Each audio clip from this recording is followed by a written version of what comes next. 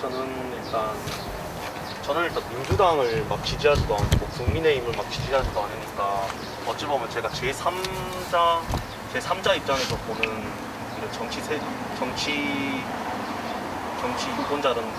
유권자인데 요즘 국민의힘이든 민주당이든 청년에 대해서 상당히 많이 관심을 쏟잖아요.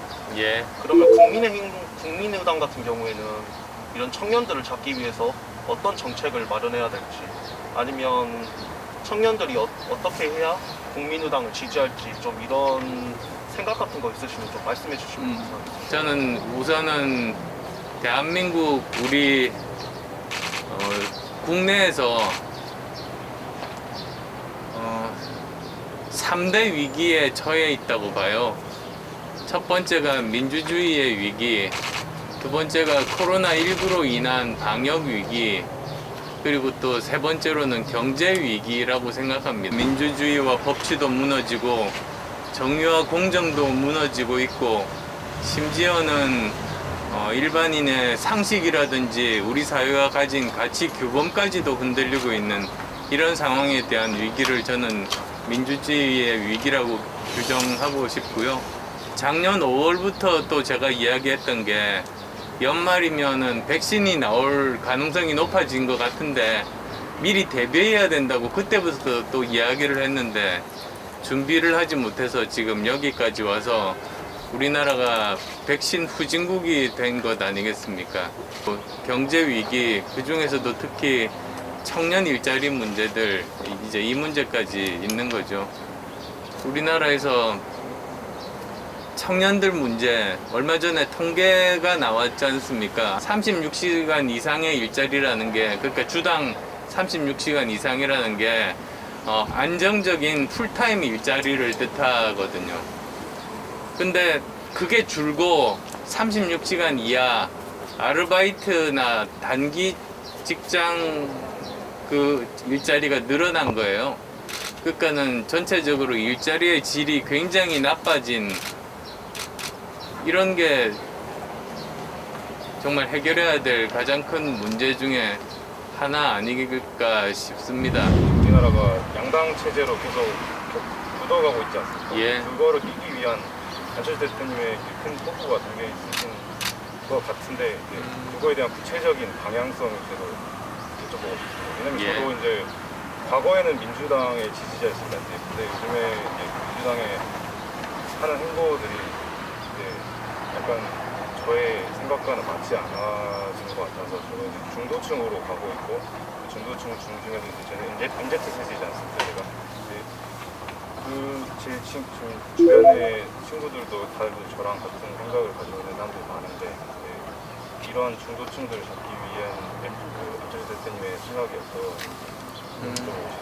간혹 이제 보면은 다시 교수님으로 돌아가시면 좋겠다. 왜 저 정치에서 사서 고생하시는지 모르겠다. 정치를 안 하셨으면 존경받을 어른이 되실 수 있었는데 안타깝다. 이런 이야기들이 많더라고요. 사실 저는 정치를 하게 되면 명예도 잃고 더 힘들고, 저로서는 뭐 잃는 것만 많은 걸 알면서도 시작을 했거든요. 정치가 모든 걸 다 해결할 수는 없지만 조금만 더 올바르게 우선순위를 바꾸는 것만으로도 수많은 사람들이 좀 더 행복하게 살 수 있는 거거든요. 근데 제가 보기에도, 많은 젊은이들이 보기에도 이러한 그 삶의 틀에서 문제들이 발생을 했기 때문에 청년 일자리도 없어지고 부동산 가격도 오르는 것 아니겠어요. 그래서 저는 제가 뭐 정치를 안 해서 존경받고 이런 것보다는 오히려 우리 아이들이 살아갈 이 삶의 틀을 조금이라도 좋은 쪽으로 바꾸기 위해서면 저는 많은 걸 잃어도 좋다는 생각으로 정치를 시작한 겁니다. 우리나라는 거대 양당제잖아요. 근데 예전에는 보면은 진보는 깨끗하다, 그 다음에 또 보수는 유능하다, 이미지를 가지고 나름대로 이제 서로 정권을 주고받으면서 나라를 이끌어 왔었죠.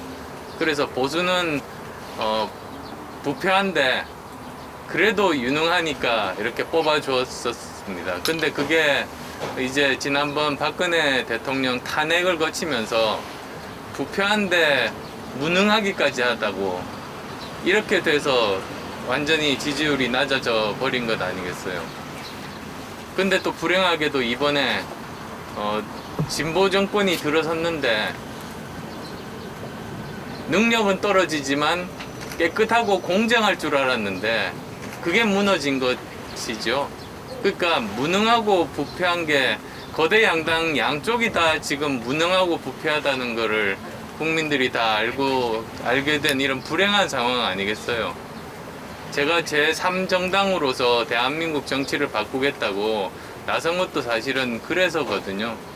그래서 저는 뭐 지금 여러 가지 통합 요구들이 야권에서 진행이 되고 있는데요. 여기서 분명하게 제가 강조를 했던 것이 이게 통합만을 위한 통합이 아니고 제대로 우리나라를 살릴 수 있는 중도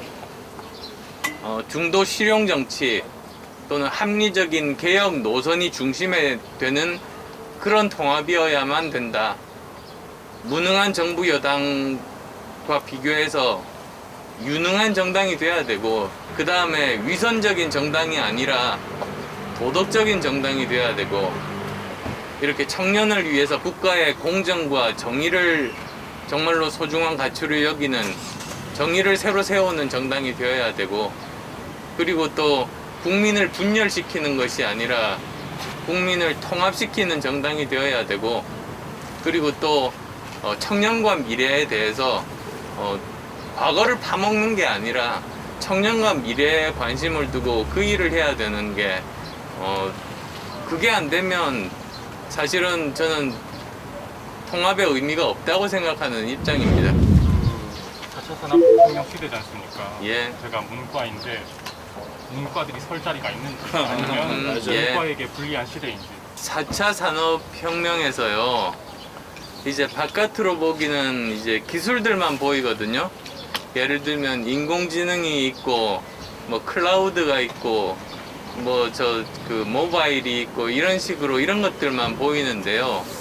사실 인공지능도 기본 중에 기본을 들어가 보면 인문학이 있어요.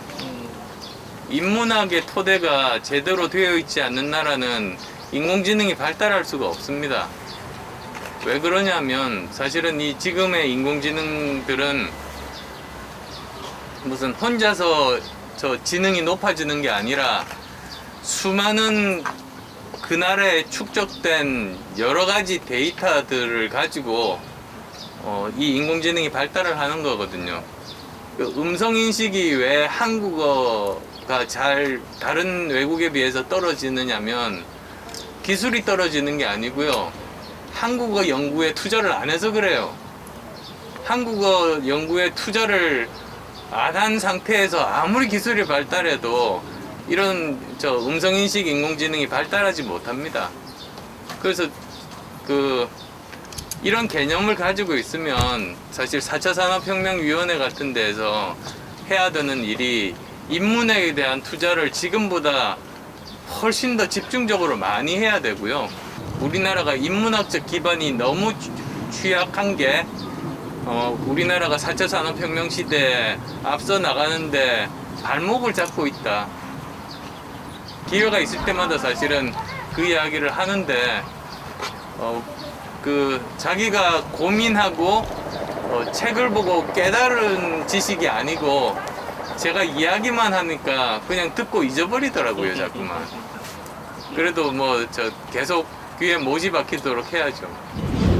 요새 청년 일자리 문제뿐만이 아니라 요즘 대두되는 이슈가 2대남, 2대녀 이런 식으로 해가지고 젠더 갈등이 좀 심화되고 있는데 저는 이에 대한 문제가 정부의 편가르기식 정치라든가 그런 청년들의 일자리라든지 이런 경제적인 문제를 심화시키는 정책들을 펼쳐서 그런 게 분명히 한몫한다고 생각을 하고 있습니다. 그렇죠.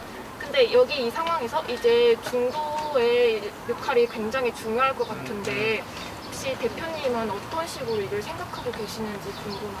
지금 정치권이 가진 문제는 문제를 해결하기보다 오히려 지금 서로 갈등이 있으니까 갈등을 조장해가지고 표 얻는 식으로만 가고 있으니까 정치권이 오히려 남녀 갈등을 20대 남녀 갈등을 더 심화시키는 것이 저는 굉장히 큰 문제라고 보고 있거든요. 지금 그러니까 저 20대 분들이 우선은 일자리 문제 제대로 일을 할 수 있는 질 좋은 일자리를 못 만드는 문제가 첫 번째고요. 이번 서울시장 보궐선거 결과가 사실은 서울에 있는 20대, 30대 청년들만의 생각이 아니라고 생각한 이유가 이번에 20, 30대 분들이 투표의 효용성을 실감을 한 것 같아요. 그리고 20, 30대가 뭐 지금 현재 제1야당에서 생각하듯이 보수화가 된 게 절대로 아니잖아요. 20, 30대는 실용적인 선택을 한 것이고 지금 현재 불공정하고 일자리 못 만들고 무능하고 부패한 현 정부에 대해서 분을 푸는 거죠. 화를 낸 거지. 근데 그 다음에는 그러면 시선을 다시 야권으로 돌려가지고 그러면 이렇게 우리가 정부 여당의 화를 풀었는데 야당은 같은 기준으로 얼마나 잘하는데 라고 이제 볼 겁니다. 그래서 보고 똑같은 놈이라고 생각하면 다음 대선 때 표를 안 주죠.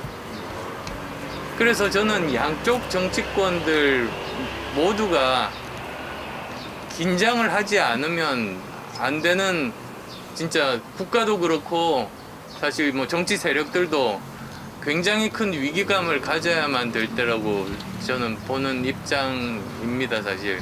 일단 저는 산업공학과니까 네. 안철수 의원님처럼 일단 벤처 사업이나 아니면 청년 창업 같은 게를 주 목적으로 하는 학과입니다, 산업공학과가. 그러니까 일단 주 목적은 일단 청년 창업이고, 그러면 그 국가가 청년 창업을 위해서 좀 뭐를 정책이나 이런 걸 해야 된다고 생각하는데, 제가 안철수 대표님의 그 벤처 사업가로서의 그 경험으로 보실 때 어떤 점을 보완해야 우리나라에서 청년 창업이 좀 활발해질 것 같다고 생각을 하시는지 좀. 자금 지원은 기본이잖아요. 근데 지금 보면 자금 지원만 하는 것 같아요. 근데 청년 창업이 이게 창업만 하고 조금 있다가 망하면 안 되잖아요. 청년 창업이 성공하기 위해서 국가가 해야 될 일이 세 가지가 있어요. 우선 첫 번째는 사회적 안전망을 만들어주는 일이 첫 번째예요. 실패하더라도 다시 도전할 수 있게, 재기할 수 있게. 우리나라는 한번 실패하면 금융 불량자가, 신용 불량자가 돼서 다시 재기 못해요. 근데 그 문제 해결이 무엇보다도 시급하고요. 실리콘밸리 같은 데서는 한번 실패했다고 금융 파산하지 않아요. 그 다음에 또 두 번째로는 벤처 기업들한테 자유와 자율성을 줘야 돼요. 우리나라는 너무 규제들이 많아가지고 미국이나 중국에서는 할 수 있는 사업도 우리나라에서 못 하거든요. 그 다음에 또 세 번째로는 공정한 시장을 만들어줘야 돼요. 우리나라가 다른 나라와 달리 중소기업이 커서 중견기업이 되고 대기업이 되는 사이클이 끊어진 이유가 시장이 불공정해서거든요. 근데 그거를 정부가 그냥 놔두고 있는 거예요, 사실. 그래서 그런 문제들, 그러니까 어떻게 보면 사회적인 안전망, 그 다음에 자유, 그 다음에 공정, 이 세 가지 컨셉으로 이 생태계를 바꿔서 청년 창업을 한 사람들이 성공할 수 있게 만드는 거, 그게 가장 기본 중에 기본입니다.